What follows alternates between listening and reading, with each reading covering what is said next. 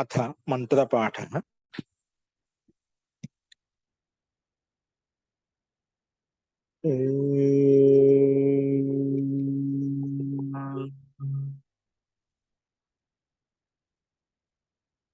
सहनाववतु सहनौ भुनक्तु सह वीर्यं करवावहै तेजस्विनावधीतमस्तु मा विद्विषावहै। ओम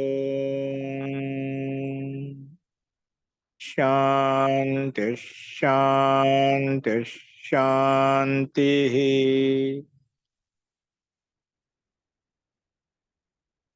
सर्वेभ्यो नमः।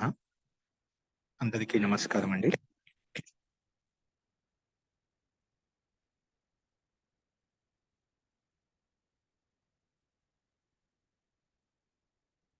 మనము అష్టాధ్యాయ క్రమ పాఠంలో 4వ అధ్యాయంలో 3వ పాదం చేస్తున్నాము. నిన్న 130వ సూత్రం వరకు చూశాము. నిన్న చెప్పిన పాఠంలో ఇంకా ఎవరికైనా ఏమైనా సందేహాలు ఉన్నాయా?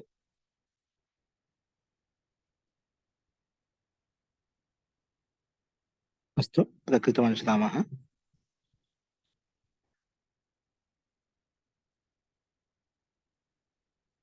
సూత్రం వచ్చేసి 131 సూత్రం చూడండి, స్లైడ్ మీద కనిపిస్తుంది. తస్య వికారః. ఇక్కడ మనకు శేషాధికారం సమాప్తమని చెప్పాము. ఇక్కడి నుంచి వికారార్థంలో మనకు ప్రత్యయం ఉంటుంది. చూడండి, తస్య షష్ఠి విభక్తి ఏకవచనము, వికారః ప్రథమ విభక్తి ఏకవచనము. తస్య షష్ఠి విభక్తి ఏకవచనము, వికారః ప్రథమ విభక్తి ఏకవచనము. అనువృత్తి వచ్చేసి తద్ధితాః న్యా ప్రాతిపదికాత్ ప్రత్యయః పరశ్చ. ఇవన్నీ అనువృత్తి వస్తున్నాయి. అర్థః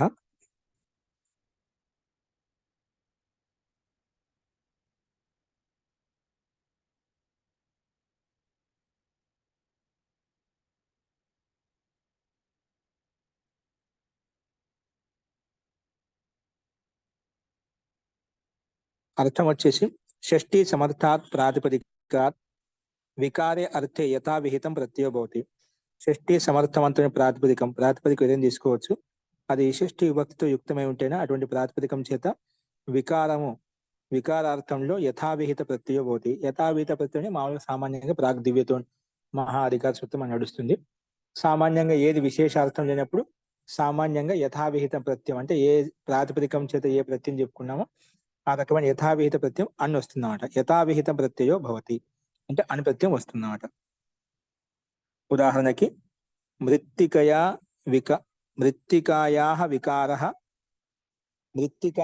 వికారో ఘటః అంటే మట్టి యొక్క వికారం చేశాం కాబట్టి దాని వికారం చేత కుండ తయారైంది. దాన్ని మార్తిక అంటాం. మిట్టితో అంటే మన్నుతో తయారు చేసిన కుండను మార్తిక, దాన్ని మృత్తిక అంటాం. అందుకే మృత్తికాయాః వికారః ఘటః మార్తికః. అలాగే ఆశ్మః అంటే ఒక రాయి, పత్తర్ అంటే ఒక రాయి అంటే ఆశ్మః. అశ్మాయాః వికారః ఆశ్మః లేదా ఆశ్మనః.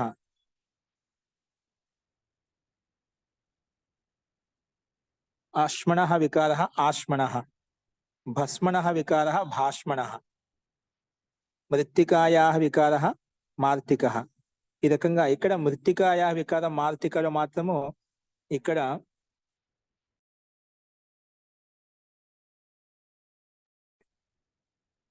మృత్తికాయాః వికార మార్తికలో మాత్రము మృత్తికా శబ్దం కదా, ఓకే అనుప్రత్యయం తీసుకుందాం. సో మృత్తికా శబ్దం చేత మన సామాన్యంగా అనుప్రత్యయం వచ్చేసింది. తర్వాత అనుప్రత్యయం వచ్చిందన్నమాట.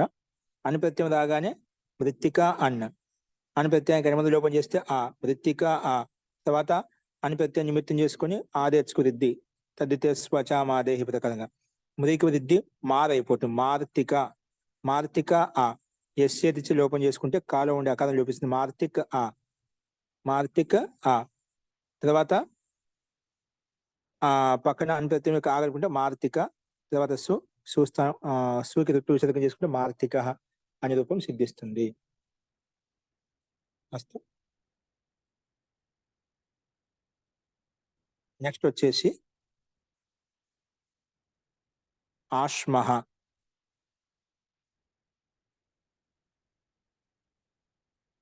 ఆశ్మః శబ్దం చెప్పండి. ఇక్కడ ఆశ్మః శబ్దం కూడా అంతే కూడా అశ్మనః వికారః ఆశ్మః అని చెప్పుకుంటాం. సో అశ్మ శబ్దం చేత అనుపత్తిని తీసుకొస్తాం. ఇక్కడ ఆది తీసుకుంటే ఆశ్మ. ఒకవేళ పూర్వంలోనే ఆశ్మ శబ్దం తీసుకుంటే అక్కడ వృద్ధి చేయాల్సిన అవసరం చేసినా మళ్ళీ అదే వస్తుంది అనమాట. సో ఆశ్మ ప్లస్ ఆ ఎస్ లోపం చేసుకుని ఆశ్మః, సూకి ఋతు విసర్గం చేసుకుని ఆశ్మః. అలాగే అస్మన్ శబ్దం చేత అస్మనః, ఆది ఆశ్మన్, అస్మనో వికార ఉపసంఖ్యానం. ఈ వార్తికం చేత ఇక టీ భాగం లోపం అవుతుంది అన్నమాట. టీ భాగం లోపం అయినప్పుడు ఏమవుతుంది, అది వికల్పంగా లోపం అవుతుందంట.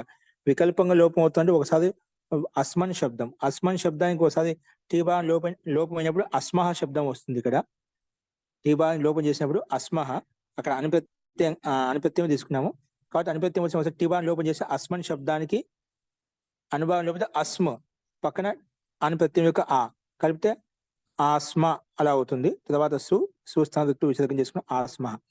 ఏది ఈ అస్మనో వికార ఉపసంఖ్య వార్తికం చేత మనకు ఇక్కడ టీభాగం లోపం చేసుకుంటున్నామట. కాబట్టి ఏ పక్షంలో మనం లోపం చేయదో అప్పుడు అస్మన్ శబ్దం పూర్తిగా ఉంటుంది. అస్మన్ ప్లస్ అనుప్రత్యయం యొక్క ఆ, అనుప్రత్యయం యొక్క ఆ అనేది అస్మన్లో నకారంలో కలిస్తే ఆస్మన అవుతుంది. ఆది వృద్ధి చేసుకుని ఆస్మన ప్లస్ సుస్థానంలో ఋతు విసర్గం చేసుకుంటే ఆస్మన అనే రూపం మనకు సిద్ధిస్తుందన్నమాట. అస్తు, ఈ రకంగా మనం అర్థం చేసుకోవాలి. అలాగే భస్మన, భస్మన్ శబ్దం చేత అనుపత్యం చేసుకుని భాష్మణ అనే రూపం మనకు సిద్ధిస్తుంది. ఇది ఇక్కడ మనం చూసుకోవాలి. అస్తు. మహోదయ, ఇక్కడ అశ్మన్న అశ్మనాన నాలో అకారం ఉందా లేక? అస్మన్ మూల శబ్దం అస్మన్ శబ్దం.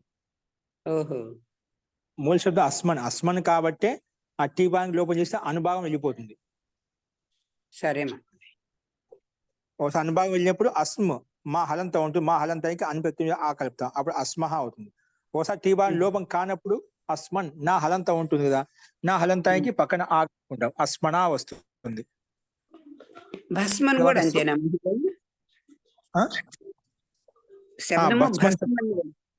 అది అంతే. భస్మన్ శబ్దానికి ఆ తెచ్చుకుంటాం భాస్మన్, ఆ భాస్మన, తర్వాత సుస్థాన భాస్మన. మృత్తికా శబ్దం మాత్రం అకారం ఉంటుంది కదా మహోదయ. మృత్తిక శబ్దం, మూల శబ్దం మృత్తిక. మృత్తికాలో అకారంలో అకారం ఉంటుంది. ఆ అకారానికి ఎస్ లోపం చేసుకుంటాం. కా హలంతం అవుతుంది. కా హలంతానికి అనుప్రత్యయంలో ఉండే ఆగలుపుంటే మృత్తిక వస్తుంది అన్నమాట. తర్వాత మృత్తిక ఆది వృద్ధి కాబట్టి మార్తిక అయిపోతుంది. ఆది మృతికి వృద్ధి మారైపోయింది, మార్తిక. ఓకేనా? నెక్స్ట్ చూడండి, తస్య వికారానికి అనువృత్తి 165 వరకు వస్తుందంట. ఇది ఎక్కువ వస్తుందంట. అంతే ఇక్కడి నుంచి వచ్చే ప్రతి వికారార్థంలో ఉంటాయి. ఎందుకంటే ఇక్కడ 30వ సూత్రం, ఇది అధికారంతో వస్తుంది. 165వ సూత్రం వరకు అంటే దాదాపు 33 సూత్రాల వరకు ఈ సూత్రం పనిచేస్తుందన్నమాట. అనువృత్తి వస్తూ ఉంటుంది.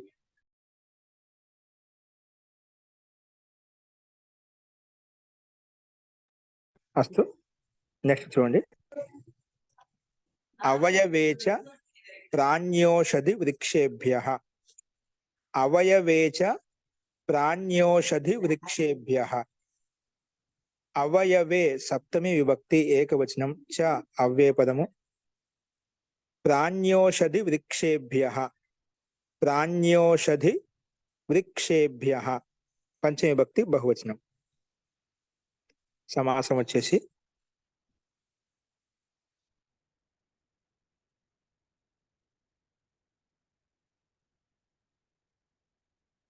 ఇక్కడ ఇతరేతర ద్వంద్వ సమాసం తీసుకున్నాము. అంటే ప్రాణ్యశ్చ ఓషధిశ్చ ఇది ప్రాణ్యో వృక్షశ్చ ఇది ప్రాణ్యోషధి వృక్షః తేభ్యః వృక్షేభ్యః. అలాగా మనకు ఇక్కడ ఇతరేతర ద్వంద్వ సమాసం మనం చేశాము. అనువృత్తి పదాలు వచ్చేసి తస్య వికార, తద్దితాహ, జ్ఞా ప్రాతిపదికాత్, ప్రత్యయ, పరశ్చ ఇవన్నీ అనువృత్తి వస్తున్నాయి.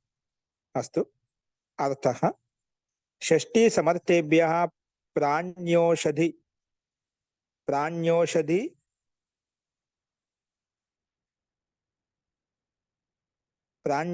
వృక్షవాచిభ్యః అంటే ప్రాణంతో యుక్తమైనటువంటి వృక్షవాచి శబ్దం అంట. ప్రాణ్యోషధి అంటున్నాం ఇక్కడ. అంటే ప్రాణివాచి, ఔషధివాచి, వృక్షవాచి 3 పదాలు ఉన్నాయి, 3 ప్రాతిపదికాలు ఉన్నాయి. ప్రాణివాచి, ఔషధివాచి, వృక్షవాచి ప్రాతిపదికముల చేత అంటే ప్రాతిపదికం చేత అవయవము అలాగే వికారము ఈ 2 అర్థాల్లో.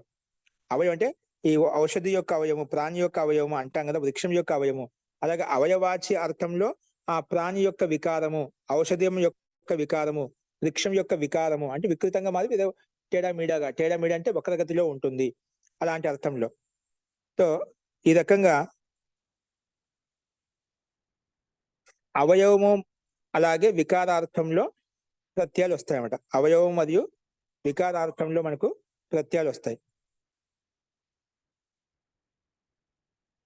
అలాగే అన్య ప్రాతిపదికం వచ్చి కేవలం అన్య ప్రాతిపదికముల చేత మాత్రం అంటే ఇవి కాకుండా వేరే ప్రాతిపదికలు ఉన్నప్పుడు ఏవి ఇక్కడ ఔషధవాచి, ప్రాణివాచి, వృక్షవాచి కాకుండా వేరే ప్రాతిపదికములు ఉంటే అక్కడ కేవలం వికారార్థంలో ప్రత్యయాలు వస్తాయి. అక్కడ కేవలము వికారార్థంలో ప్రత్యయాలు వస్తాయి. అక్కడ కేవలము వికార అర్థంలో ప్రత్యయాలు వస్తాయి అన్నమాట. అది మనం ఇక్కడ చూసుకోవాలి.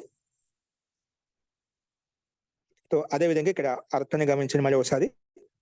షష్ఠీ సమర్థేభ్యః ప్రాణ్యోషధి వృక్షవాచిభ్యః ప్రాతిపదికేభ్యో అవయవే వికారేచ అంటే అవయవార్థంలో వికారార్థంలో. ఇక్కడ పైనుంచి వికారార్థం మనకు వస్తుంది. మళ్ళీ ఈ సూత్రంలో అవయవేచ అంటే అవయవార్థంలో కూడా అంటే దాని ఒక అవయవము ఒక భాగము అంటే వికారము అవయవానికి తేడా ఏమిటండి? ఇది వృక్షం యొక్క అవయవము, ఇది వృక్షం యొక్క వికారము. వికారం అనే అవయవం తేడా ఉంటుందా? రెండు మధ్య వ్యత్యాసం చెప్పగలుగుతుందా? ఇది ఈ మనిషి యొక్క అవయవం, ఈ మనిషి యొక్క వికారం ఉంటున్నది. ఇప్పుడు వృక్షం యొక్క అవయవాలు ఆకులు, కాయలు, కొమ్మలు అట్లా ఉంటాయి. వాటి వికారం అంటే వాటి నుండి తయారు చేసినవి. వాటిని తయారు చేసింది వృక్షం యొక్క వికారం. వృక్షాన్ని ఇలా కొమ్మ ఇలా ఉంచా అలా వంకల గతిలో పోయి వేరే విధంగా మారిపోయింది. లేదా దాని నుంచి తయారు చేసిన వికారం అంటే వృక్షంని వికారంగా చేసి అంటే భిన్నంగా మార్చేసామంట. అలాగే ఔషధం కూడా వికారార్థంలో ఔషధం యొక్క వికారం చేత నాది ఇలా మార్పు వచ్చేసిందండి అంటే వికృతి వచ్చేసింది లేదా మార్పు వచ్చేసింది. అలాగే వికారానికి అవయవం తేడా ఉంటుంది. అవయవం ఒక భాగం ఏం తీసుకుంటాం, వికారం దాని నుంచి ఉత్పన్నమైంది, దానివల్ల మార్పు చెందింది అన్నమాట. ఆ వికారం చేత మార్పు చెందింది. ఓకే, అందుకే అవయవం భిన్నంగా తీసుకున్నాం. అవి ప్రాణివాచి, ఔషధవాచి, వృక్షవాచి 2 తీసుకోవాలి. అందుకే ఇక్కడ ప్రాతిపదికేభ్యో అవయవే వికారేచ అర్థే యథావిహితం ప్రత్యయో భవతి అని చెప్పుకున్నామట. అవయవార్థంలో వికారార్థంలో యథావిహితం ప్రత్యయం వస్తుంది. నియమార్థం ఇదం, ఇది నియమం కోసం ఇదం. నియమార్థం ఇదం అంటే ఒక నియమం చెప్పడం కొరకు ఈ రకంగా చెప్పుకున్నామట. అస్తు ప్రాణ్యాదిభ్యః ఇతరాని యాని ప్రాతిపదికాని ఇదే విషయంగా ప్రాణ్యాదిభ్య అంటే ప్రాణివాచి ప్రాతిపదికలు ఏవైతే ఉన్నాయో ప్రాణ్యాదిభ్యః ఇతరాని యాని ప్రాతిపదికాని తేభ్యో వికారః ఏవ ప్రత్యయో భవతి. తేభ్యో వికార ఏవ ప్రత్యయో భవతి.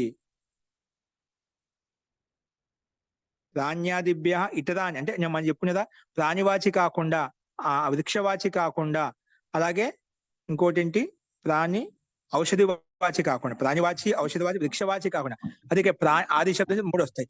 ప్రాణ్యాదిభ్య ఇతరాని యాని ప్రాతిపదిక ఇవి వేరే ప్రాతిపదికలు ఏవైతే ఉన్నాయో తేభ్యో అక్కడ వికార ఏవ ప్రత్యయం వికారార్థంలో మాత్రం ప్రత్యయం వస్తుంది. అక్కడ అవయవార్థంలో ప్రత్యయం రాదు. ఇవి అంటే ఈ 3 ఉంటే అవయవార్థంలో కూడా వస్తుంది, వికారార్థం 2 రకాల అర్థాల్లో ప్రత్యయం వస్తుంది ఇక్కడ మనకు. కానీ ఈ 3 ప్రాతిపదికలు కాకుండా భిన్న ప్రాతిపదికములు ఏవైతే ఉంటాయో అక్కడ కేవలం వికార అర్థంలో మాత్రమే ప్రత్యయం వస్తుంది, అవయవ అర్థంలో ప్రత్యయం రాదు. అది ఇక్కడ స్పష్టంగా చెప్పండి. ప్రాణ్యాదిభ్యస్తు వికార అవయవయోరు ఉభయోరపి అది ఇంకా స్పష్టంగా ఇచ్చాడు.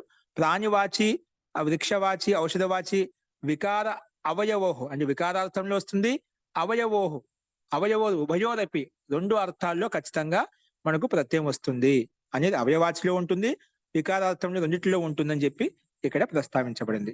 అస్తు ఉదాహరణ అదేవిధంగా పడ్డ చూడండి. ముందుగా ప్రాణివాచి ఏంటంటే ఉదాహరణ కపోతస్య వికారో అవయవో కాపోత, కపోత యొక్క వికారం అంటే కపోత యొక్క వికార అవయవ కాపోత అంటే పావురం యొక్క వికారం ఏదైతే ఉందో కాపోత అంటాం. అంటే కపోత యొక్క రక్తం చేత వికారం చెందిన వ్యక్తి విశేషం కాపోత. కపోత ద్వారా ఇతను అంటే కబూతర్ అంటే పావురం యొక్క రక్తం చాలా వేడిగా ఉంటుంది. పక్షవాతానికి వీళ్ళు ఎక్కువ ఆ రక్తాన్ని తాగిస్తుంటారో మళ్ళీ దాన్ని మర్దన చేస్తుంటారో మళ్ళీ తాపుతారు తెలియదు ఎక్కువ మర్దన చేస్తాను అనుకుంటా. చాలా వేడిగా ఉంటుంది. అందుకే పావురం ఎక్కువ రాళ్ళు తింటుంది. రాళ్ళని కూడా కరిగించుకుంటాయి అవి. అంత రాళ్ళు ఎంత కఠోరంగా ఉంటాయి. కఠోరం కలిగంటే దానికి రక్తం ఎంత వేడిగా ఉంటే ఎంత దాంట్లో పిండంలో దాని మాంసంలో ఎంత ఇదిగా ఉంటే అది ఇదవుతుంది. కానీ చాలా వేడిగా ఉంటుంది.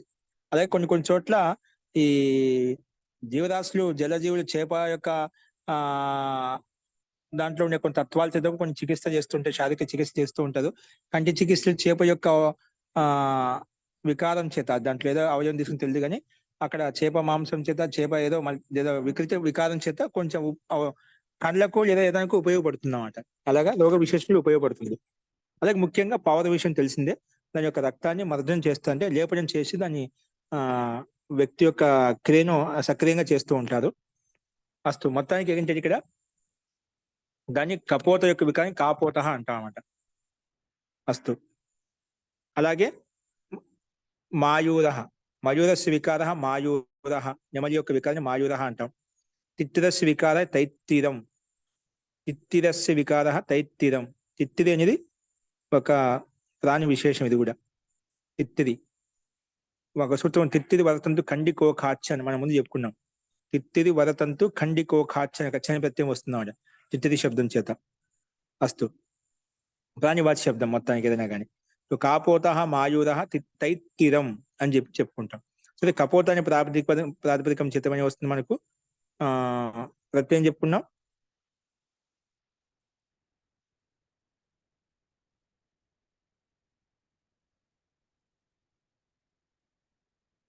యథావిత ప్రత్యయం వస్తుంది. యథావిత ప్రత్యయం వస్తుంది, అని ప్రత్యయం వస్తుంది అన్నమాట. కాబట్టి అని ప్రత్యయం కాబట్టి కపోత అన్ ఆదేశకు కాపోత అన్ యస్యేది లోపం కాపోత ఆ తర్వాత సులుచుకుని ఋతు విసర్జించి కాపోత అనే రూపం సిద్ధిస్తుంది అన్నమాట.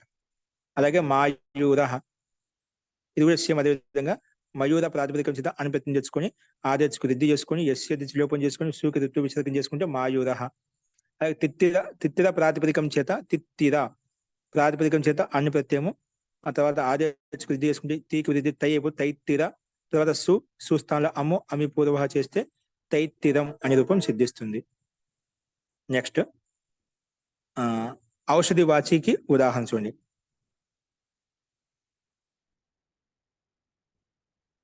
మౌర్వం కాండం లావంగం. మౌర్వమేనా ఇది శబ్దం? నాకు స్పష్టంగా కనిపించలేదు. మౌర్వం కాండం లావంగం ఇవి రెండు శబ్ద ఔషధి వాచి. అట్లా ఇప్పుడు ఆ శబ్ద విశేషం ఔషధిలో ప్రసిద్ధమై ఉంటుంది మనకి. ఇక్కడ కాండం శబ్దం ప్రసిద్ధంగా, మౌర్వం అనేది లావంగం కూడా వింటుంది. లవంగాలు లావంగం అంటాం. లవంగం తెలుసు కదా, లవంగాలు అది. మౌర్వం అంటే అది కూడా ఔషధ విశేషము. మిరియాలకు దానికి పదం భిన్నంగా ఉంది. మౌర్వం కాండం లావంగం. అస్తు ఈ రెండు మొత్తం ఔషధవాచి శబ్దాలు. తో మౌర్వం కాండం లావంగం లవంగ శబ్దం చేత అనుపత్యం తెచ్చుకొని లావంగం ఆదేశించి ఆ లావంగం అవుతుంది. మోరువ శబ్దం చేత మోరువ శబ్దం చేత మనము అనుపత్యం తెచ్చుకొని ఆ ఆదేశకు రిద్ధి చేసుకుంటే మోకు రిద్ధి మౌ అయిపోతుంది. మౌరువ. తర్వాత సుస్థానంలో అమ్ము అమిపు వేస్తే మౌరువం అయిపోతుంది. మురువ అనేది మోరువ ఉంటుంది ఖచ్చితంగా. అస్తు ఈ రకంగా మనం ఔషధవాచి విషయం ఈ రెండు శబ్దాలు చూసాం. వృక్షవాచిలో కారీరం కాండం కారీరం భస్మం ఒకే వృక్షం తీసుకున్నాం ఇక్కడ. కరీర శబ్దం చేత అనుపత్తిని తెచ్చుకొని కారీరం అంటే సుస్థానం అమ్ము అవిపుతో చేస్తాం ఇక్కడ. కరీర కరీరాలో రేపంలో ఉండే అకారం లోపిస్తుంది, ఎస్సి లోపం. తర్వాత అన్లో ఉండే అకారం కలిస్తే కారీర. ఇక్కడ కరీర శబ్దం ఆదర్శకు వృద్ధి చేసుకుంటాం. కారీర సుస్థానం అమ్ము అవిపుతో కారీరం కాండం, అదే కారీరం భస్మం. ఓకే, అంటే కాండం కూడా ఉంటుంది, ఆ చెట్టు యొక్క కాండం లేదా చెట్టు యొక్క భస్మం కూడా. కొన్ని చోట్ల ఆ చెట్టు యొక్క కాండంతో భస్మం అని చేస్తామండి, పొడి చేసుకుంటాం అంట. కొన్ని చెట్ల యొక్క చెక్కలు ఏవైతే ఉన్నాయో దాని యొక్క భస్మే ఉపయోగపడుతుంది. కొన్ని చోట్ల కొన్ని కాండాలు ఉపయోగపడతాయి. కొన్ని ఆ కాండం చూర్ణం చేసి బాగా ఎండగొట్టి చూర్ణం చేసుకుని చేస్తుంటామట. అలాగా ఒక్కోటి వర్గంగా ఉంటుంది. ఇప్పుడు మనకు ఇది ఏది అశ్వగంధ అనే ఆ చెట్టు కొమ్మల్ని దాన్ని పొడి చేసి మనం అశ్వగంధ చూర్ణం అంట ఎక్కువ ఉపయోగపడుతుంది అండి. చలికాలం ఎక్కువ ఉపయోగిస్తుంటాం అన్నమాట. అది శక్తికి బలాన్ని ఇస్తుందన్నమాట, ఎక్కువ శక్తిని ఇస్తుంది అశ్వగంధ చూర్ణం అనేది. పాలలో కలుపుకొని తాగుతూ ఉంటుంది అన్నమాట.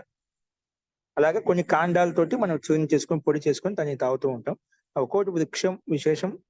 ప్రతి వృక్షము భూమి మీద కనిపించే ప్రతిది కూడా ఔషధమే అండి. ఈ భూమి మీద పుట్టిన ప్రతి ఔషధం, ప్రతి మొక్క కూడా మనకి పనికిరాని గడ్డి మొక్క అంటున్నాం కదా, అది కూడా ఔషధంతో కూడుకు. మన తినే నవధాన్యాలు మనం ఏవైతే ఉన్నాయో, మన తినే ఆహార పదార్థాలు ఇవన్నీ కూడా ఔషధాలే. ఔషధం వేసుకుంటున్నా కూడా మనం బతుకుతున్నాం, అంటే మన జీవనం కొనసాగుతున్నాం అంట. కాబట్టి ప్రతిదీ ఔషధమే. మన తినే పదార్థాలు ఏవైతే భూమి నుంచి ఉత్పన్నమవుతున్నాయో ప్రతిదీ కూడా ఔషధమే. అలాగా మనకు కనిపించే పిచ్చి మొక్కలు, గడ్డి మొక్కలు అంటుంటాం, కానీ అవన్నీ కూడా ప్రతిదీ కూడా భూమి మీద పుట్టిన ప్రతి పదార్థం, ప్రతి ద్రవ్యం ఏది వ్యర్థం కాదండి. అంటే నిరుపయోగం ఏది కాదు. పరమాత్మ సృష్టించా అంటే ఏది నిరుపయోగం కాదు, అన్ని సార్థకమైనటువంటివే. మనకు తెలియదు. అందుకే ఒక శ్లోకం ఉంది, ఏది అమంత్రం నాస్తి అక్షరం, నాస్తి మూలం అనౌషధం. నాస్తి మూలం, ఏ మూలమైనా ఔషధం నాస్తి మూలం అనౌషధం. అంటే ప్రతి మూలం కూడా ఔషధమే. ప్రతి భూమి మీద పుట్టిన ప్రతి ఆకు, ప్రతి మొక్క కూడా ఔషధమే. అలాగే అయోగ్య పురుష నాస్తి యోజక తత్ర దుర్లభ. అలాగే భూమి మీద పుట్టినటువంటి ప్రతి మానవుడు, మానవ జన్మ తీసుకునే ప్రతి మానవుడు యోగ్యుడే. కాకపోతే దాంట్లో వాళ్ళ గుణాలు లేకపోతే, కొన్ని గుణాలు తక్కువ ఉంటాయి, కొన్ని గుణాలు ఎక్కువ అభివ్యక్తం అవుతాయి, ప్రకటిపోతాయి. కానీ మానవ జన్మ తీసుకునే ప్రతి ఒక్కరు ఏదో గుణ విశేషం ఉంది. గుణం లేకుండా పోదండి. మనం పిచ్చివాడు అంటాం, మెంటలోడు అంటాం, లేదంటే ఇంకా రకరకాలు చెప్తూ ఉంటాం. అక్కడ కూడా గుణం ఉంటుంది. మానవ జన్మ తీసుకుని వచ్చాడు అంటే ఏదో గుణం ఉంది కాబట్టి జన్మ వచ్చిందామంటే, ఏదో పుణ్యం చేశాడు అంటే. ఆ మానవ జన్మ కూడా ఎన్నో పాపాలు, ఎన్నో కష్టాలు అనుభవించే వాళ్ళు ఉన్నారు. అయినప్పటికీ కూడా అక్కడ దాన్ని వాళ్ళ గుణాలను గుర్తించి అని ఒక మెరుగుపరిచే వ్యక్తి తీసుకొచ్చే వ్యక్తి కొంతమందే ఉంటది. అందుకే యోజక తత్వ దుర్లభ. ఒక గుణవంతుని గుణాన్ని గుర్తించి అని బయటికి తీసుకురావడం అనేది చాలా అరుదుగా ఉంటుంది. ఎంతో పుణ్యం చేసుకోండి, ఎంతో ఇదిగా ఉంటుంది. చాలా మంది అందరు యోగ్యులే, మూర్ఖుడు అంటే వదిలేండి. ప్రతి వ్యక్తిలో ఉండే ఆత్మ శుద్ధ బుద్ధ ముక్త స్వామి. కానీ కర్మానుగుణంగా ఒక్కొక్క రకమైన సంస్కారాన్ని బట్టి ఒక్కో జన్మ పరమాత్మ ప్రసాదించాడు. కాబట్టి ఆ జన్మను లో ఉండేటువంటి జన్మలో తీసుకుని వచ్చినటువంటి వ్యక్తి ఎవరైతే ఉన్నారో, ఎవరైనా కావచ్చు, స్త్రీ కావచ్చు, పురుషుడు కావచ్చు, నపుంసకం కావచ్చు, ఎవరైనా కావచ్చు, ప్రాణి మాత్రం, ముఖ్యంగా మనుషుల్లో మనం చూస్తున్నాం బుద్ధివర్గ జీవి కాబట్టి ప్రతి ఒక్కరిలో ఏదో గుణం ఉంటుందని. అందుకే ఆ గుణాలు కొన్ని గుణాలు మనకు తెలియవండి, ఎదుటి వాళ్ళకి తెలుస్తుంటాయి. ఎదుటి వాళ్ళు చెప్తే మనకు అర్థం అవుతుంది. అందుకే ప్రతి వ్యక్తికి ఒక గురువు అనేవాడు ఉంటాడు అన్నమాట. చిన్నప్పుడు తల్లిదండ్రులు ఉంటారు, తర్వాత పెద్ద గురువు ఉంటారు, తర్వాత కొన్ని కాలక్రమేణా తెలుస్తుంది, కొన్ని బంధువులతో తెలుస్తుంది, కొన్ని మిత్రులతో తెలుస్తుంది, కొన్ని కాలక్రమేణా సమయానుగుణంగా తెలుస్తూ ఉంటాయి. అలా ప్రతిదీ కూడా మనం నేర్చుకునే గుణం మన గురువు రూపంలో ఏదో ఒక చోట మనకు ఉపయోగపడుతూనే ఉంటుంది. అది కొన్ని విషయాలు మనకు అర్థం అవుతాయి, కొన్ని విషయాలు మనకు అర్థంగా, కొన్ని వేరే వాళ్ళు గుర్తిస్తారు. గుర్తించి నీలో ఈ శక్తి ఉంది, నీలో సామర్థ్యం ఉంది. అందుకే ప్రతి క్రీడకులకు, ఆడుకునే వాళ్ళకి ప్రతి కోచ్ ఉంటాడు. అంటే ఎందుకంటే మనలో ప్రతిభను మనం గుర్తించే వాళ్ళు ఎదుటి వాళ్ళు తెలుస్తూ ఉంటాయి. ఒకసారి మనలో మన ప్రతిభ మనకు తెలియదు, అది గురువుల ద్వారా తెలుస్తున్నాడు. అందుకే గురువుల యొక్క సాన్నిధ్యం చేత మనలో ఉండే చైతన్యాన్ని, మనలో ఉండే శక్తిని, మనలో ఉండే సామర్థ్యాన్ని పెంపొందించుకోగలుగుతాం. అది మన కోసం మనకు తెలియదు, కొంత విధంగానే ఉంటుంది. నిజంగా వాస్తవంగా మనలో ఉండే సామర్థ్యం మనం ఏందని తెలియదండి. అంటే ఒక్కోసారి మనకు ఆత్మవిశ్వాసం ఉండదు, మనలో ఉండే నమ్మకం, మన మీద మన నమ్మకం ఉండదు, నేను చేయగలుగుతాను చేయడం ఉండదు. అందుకే ప్రతిదీ మనం ఏం చేసినా అడిగి చేస్తుంది, ఇతరులు మన విషయాన్ని షేర్ చేసుకొని చేస్తూ ఉంటాం. ఎందుకు? మన మీద నమ్మకం ఉండదు, కరెక్టా కాదని అడుగుతూ చేస్తుంటాం అట. అట్లా ప్రతిదీ పరస్పరం సమాజంలో ఉంటున్నా అంటే పరస్పరం సాపేక్ష జీవి అనమాట. సాపేక్షంగా మనం ముందుకు వెళ్తుంటాం, పరస్పరం సహయోగం చేత ముందుకు వెళ్తుంటాం, పరస్పరం యొక్క సహకారం చేత మనం ముందుకు వెళ్తుంటాం, పరస్పరం యొక్క శక్తి సామర్థ్యం వినియోగించుకుంటూ మనం ముందుకు వెళ్తుంటాం అట. అట్లా మనం ఒక చేస్తున్నాం అంటే ఇతరులు ధైర్యంగా ఉన్నారు, మన సపోర్ట్ గా ఉన్నారని ధీమాతో, ధైర్యంతో మనం ముందు చేస్తూ ఉంటాం. అట్లా ప్రతిదీకి మనలో గుణం ఉంటుంది, సామర్థ్యం ఉంటుంది, శక్తి ఉంటుంది. అందుకే యోజక తత్వ దుర్లభ. అందుకే యోజించేవాడు, అతని ఒక సరైన స్థితిని తీసుకొచ్చేవాడు చాలా దుర్లభంగా ఉంటాడు అనమాట. అందుకే కొందరు అలాగే అంతమైపోతుంటారు, వాళ్ళ యొక్క విద్య అనేది ముందుకు రాకుండా, వాళ్ళ గుణాలు బయటికి రాకుండా, అది వాళ్ళ కర్మ సాఫల్యం చేత. కానీ గుణం అయితే ఉంది, దాని సందేహం లేదు. అదే ఇక్కడ ఔషధ విషయంలో మనం ప్రస్తావించుకుంటున్నాం. ప్రతి కూడా ఔషధమే. అది మనకు తెలియకపోవచ్చు, ఇప్పుడు వర్తమాన యుగంలో తెలియకపోవచ్చు, కానీ దాన్ని తెలుసుకుంటే మనం దాని యొక్క ఉపయోగాన్ని వినియోగించుకోవచ్చు అనమాట. అస్తు.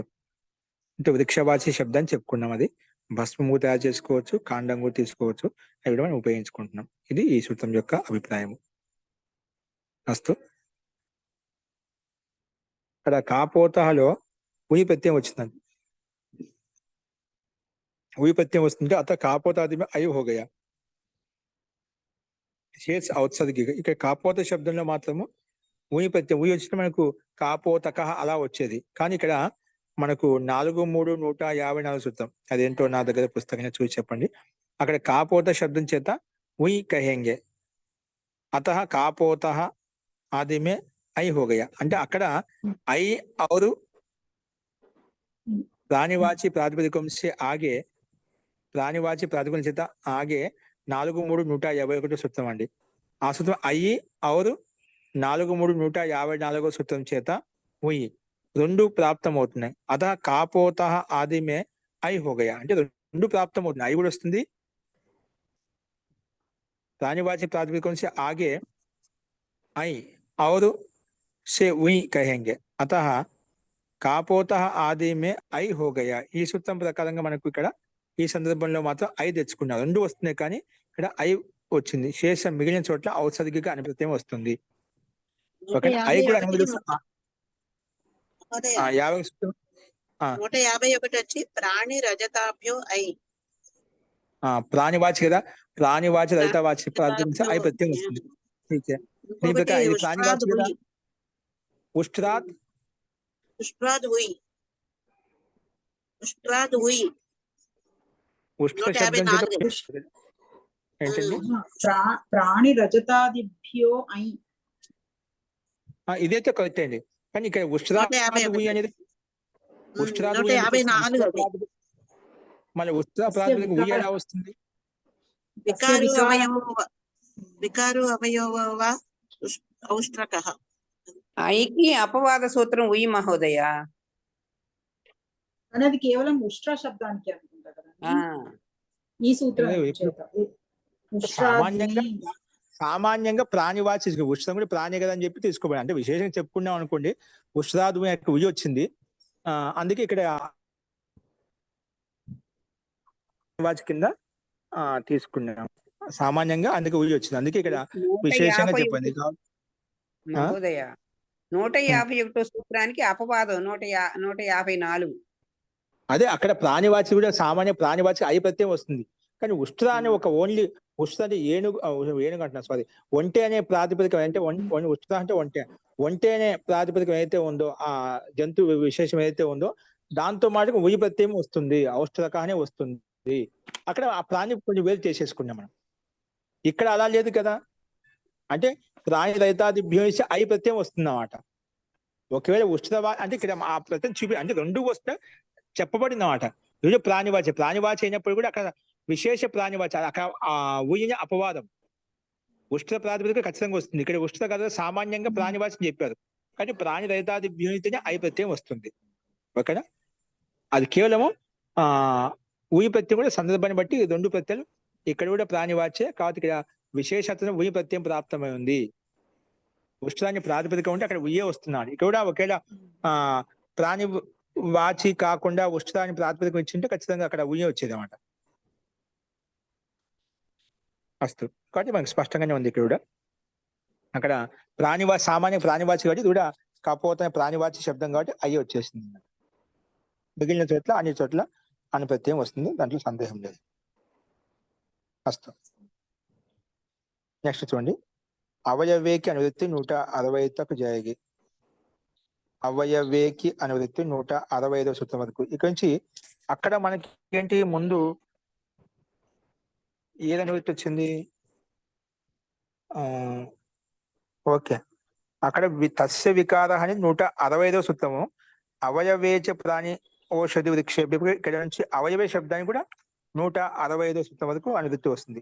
అంటే ఇక్కడ నుంచి వికారార్థం కూడా వస్తాయి, అవయవార్థంలో కూడా ప్రత్యయాలు వస్తాయంట, రెండిట్లో వస్తాయి. అందుకే యహాసే అవయవేకి అనువృత్తి 4-3 160 తక్కువ అంటే 65 వరకు వస్తుందన్నమాట. అస్తు అంటే రెండు వికారార్థంలో సందర్భం అంటే అవయవార్థం రెండు ప్రకారంగా మనకు ఉదాహరణ కనిపిస్తాయి.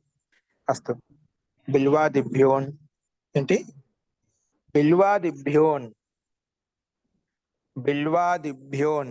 బిల్వాదిభ్య పంచమి విభక్తి బహువచనం అన్న ప్రథమ విభక్తి ఏకవచనం. రెండు పదాలు ఇక్కడ మనకు కనిపిస్తున్నాయన్నమాట. రెండు భాగాలు విభజించుకున్నాము. సమాస బిల్వా ఆదిరి ఏషాం తే బిల్వాదయః తేభ్య బిల్వాదిభ్య. ఇది బహువ్రీహి సమాసం. అస్తు అంటే బిల్వాది గణం ఉంది, గణంలో ఉండే ప్రాతిపదికం చేత అనుప్రత్యయం వస్తుంది. అనువృత్తి వచ్చేసి అవయవే తస్య వికారః తద్ధితాః జ్ఞా ప్రాతిపదికాత్ ప్రత్యయః పరశ్చ. ఇవన్నీ అనువృత్తి వస్తున్నాయి. అర్థః షష్ఠీ సమర్థేభ్యో బిల్వాదిభ్య ప్రాతిపదికేభ్యో వికార అవయవయోర్ అర్థయోః అనుప్రత్యయో భవతి. షష్ఠీ సమర్థేభ్యో బిల్వాదిభ్య ప్రాతిపదికేభ్యో వికార అవయవయోర్ అంటే వికారార్థం చెప్పేది కొంచెం అవయవార్థం కూడా వస్తుంది, అనువృత్తి వస్తుంది కాబట్టి అందుకే వికార అవయవయోః అర్థయోః వికారార్థంలో అవయవార్థంలో రెండిట్లో కూడా అనుప్రత్యయో భవతి అనుప్రత్యయం వస్తుంది. కాబట్టి ఆ బిల్వాది గణంలో ఉండే ప్రాతిపదికాలు అన్నిట్లో షష్ఠీ భక్తి తెచ్చుకోవాలి. అటు షష్ఠీ సమర్థవంతమైన బిల్వాది గణంలో ఉండే ప్రాతిపదికముల చేత మనకు వికారార్థం చెప్పడం కొరకు అవయవార్థం చెప్పడం కొరకు అనుప్రత్యయం వస్తుంది. ఉదాహరణ అదే విధంగా ఇచ్చారు చూడండి. బిల్వస్య వికారో అవయవో బైల్వః, వ్రీహస్య వికారో అవయవః వ్రీహస్య వికారో అవయవ అంటే వికారం కావచ్చు, అవయవం ఏదైనా కావచ్చు. అది రెండు చోట్ల రెండు ఉంటాయి కాదు, ఒక చోట వికారార్థం ఉండొచ్చు లేదా అవయవార్థం ఉండొచ్చు అంట. వికారో అవయవో బైల్వః వ్రైహః. వ్రీహ శబ్దం చేత ఇక్కడ వ్రీహి శబ్దం, వ్రీహి అంటే గోధుమలు, వ్రీహి అంటాం కదా, వ్రీహి శబ్దం చేత వ్రైహః వచ్చింది. ఎందుకంటే అనుప్రత్యం కదా, అనుప్రత్యం వ్రీహి ప్లస్ అన్న రాగానే అనుప్రత్యం నిమిత్తం చేసుకునే ఎస్ లోపం చేసుకుంటే వ్రీహిలో ఉండే వికారం లోపిస్తుంది అన్నమాట. లోపించినప్పుడు హా హలంతం కాబట్టి హలంతానికి అనుప్రత్యం ఆగితే వ్రీహి ఆదర్శకు వృద్ధి చేసుకునే వ్రైహ ఏమొస్తుంది, వ్రైహ. తర్వాత సుస్థానంలో ఋతు విసర్గం చేసుకుంటే వ్రైహ అనే రూపం మనకు సిద్ధిస్తుందండి. అది ఇక్కడ మనం అర్థం చేసుకోవాలి.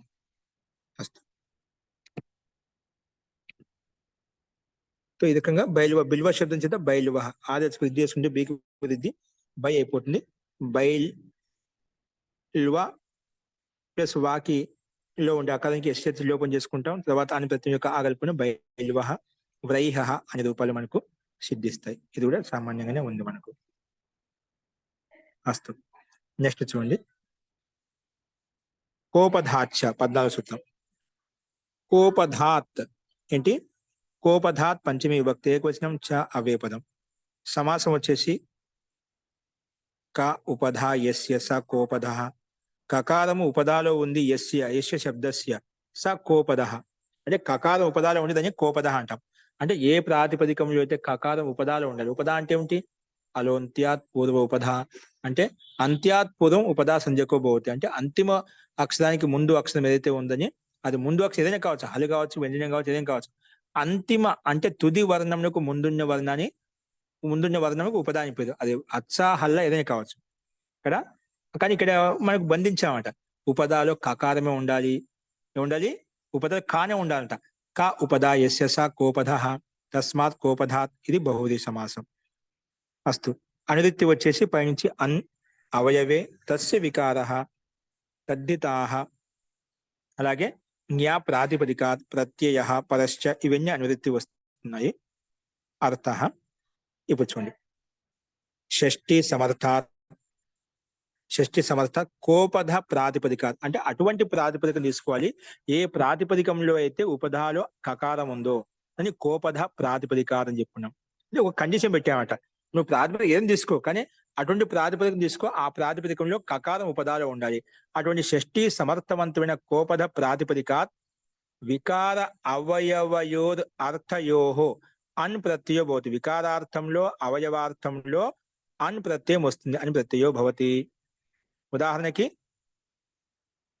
తిత్తిడీకస్య వికారో అవయవో వా తైత్తిడీకం. తైత్తిడీకం అంటే తిత్తిడీకస్య అంటే తిత్తిడి ఒక నామ విశేషము. తిత్తిడీక శబ్దం, తిత్తిడీక అని చెప్పాను. తిత్తిడీకలో కాల ఉపదాలో కకారం ఉంది మనకు. తిత్తిడీకస్య వికార లేదా తిత్తిడీకస్య అవయవో తైత్తిడీకం. అలాగే తర్కోహ వికారో లేదా తర్కోహ అవయవో తార్కవం. మాండూకస్య వికారో మాండూకం. దర్దురుకస్య వికారో దార్దురుకం. మధుకస్య వికారో మాధుకం. ఇక రకంగా మనకి ఇచ్చినటువంటి శబ్దాలు ప్రాతిపదికాలు ఏవైతే ఉన్నాయో ఇవన్నీ అన్ని కకారం ఉపదా ఉంది. చూడండి, తిత్తిడిక. తిత్తిడికలో ఎక్కడ ఉందని కా. తిత్తిడికాల కా ఉపదాలు ఎక్కడుంది? తుది వర్ణకు ముందు వర్ణం కదా. అలాగే తర్క శబ్దంలో తర్క అంతులో కా ఉంది ఇక్కడ. మరి ఉపదాలు కా ఉండాలి కదా మనకు, ఉందే ఇక్కడ అన్నింటిలో. దర్దురుక శబ్దం, మధుకా శబ్దం, మండుకా శబ్దం అన్నిట్లలో ఉంది. ఏమంటే కాలో అంతిమ అక్షరం ఆ. కాలో అంతిమ అక్షరం మండుక, కా పూర్తిగా ఉంది. తిత్తిడీక కా పూర్తిగా ఉంది. అంటే కకారంలో ఉండే అకారం అంతిమ అక్షరం. అంతిమ అక్షరం ముందు అక్షరం క హలంతం. కానీ కకారం ఉపదాలో ఉంది కాబట్టి మనకు అన్ని చోట్ల ఆ షష్ఠీ సమర్థవంతమైన ప్రాతిపదికం షష్ఠీ విభక్తి తీసుకొచ్చి తిత్తిడిక ngస్, తర్క ngస్, మండూక ngస్, దర్దురుక ngస్, మధుక ngస్. తర్వాత ఇటువంటి ప్రాతిపదికం చేత కోపదాచ్యాన్ని మన ప్రకృతి సూత్రం ప్రకారంగా అనిప్రత్యం తెచ్చుకుంటాము. అనిప్రత్యం తెచ్చుకోగానే అన్నిట్లలో వృద్ధి చేసుకుంటే తైత్తిడిక. అలాగే తర్క శబ్దంలో తుర్క శబ్దం తీసుకోవాలి అవుతుంది. తుర్క అవయవ వికార తార్కవం. తుర్క శబ్దానికి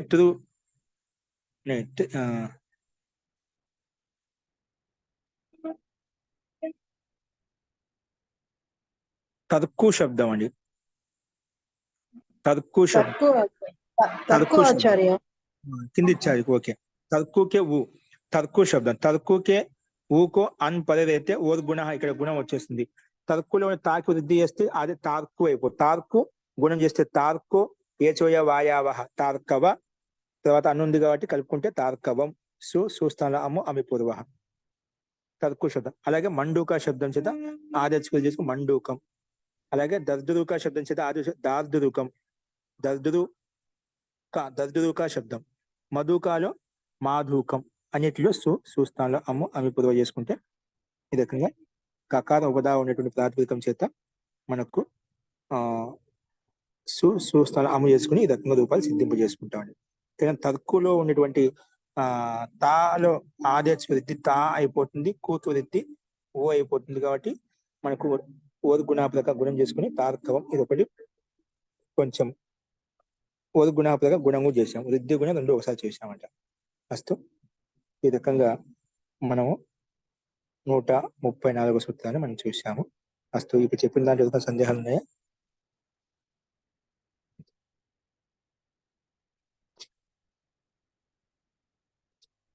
అస్తు ఈ పాఠాన్ని ఇక్కడే ముగిద్దామండి. మనం మిగిలిన సూత్రాలు ఏవైతే ఉన్నాయో రేపు చెప్పుకుందాం. అస్తు మంత్ర పాఠ.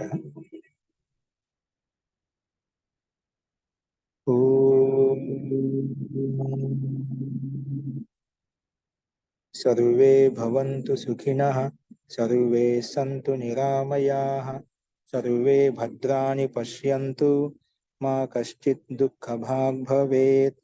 ఓం శాంతి శాంతి శాంతి. సర్వేభ్యో నమః. అందరికీ నమస్కారం.